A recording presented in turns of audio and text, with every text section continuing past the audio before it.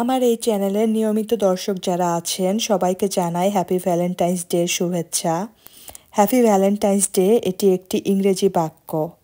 Italian ভাষায় এটাকে বলা হয় বোন সান ভ্যালেন্তিনো। বোনটা বাদ দিয়ে শুধু সান ভ্যালেন্তিনো বলা হয়। ভ্যালেন্টাইন্স ডে এটি সারা বিশ্বেই পালন করা হয়। এই দিনটিতে কোনো ছুটি থাকে না, কিন্তু যে যাকে ভালোবাসে তারা নিজেদের মতো উদযাপন করে, মানে ভালোবাসা দিবস পালন করা হয়।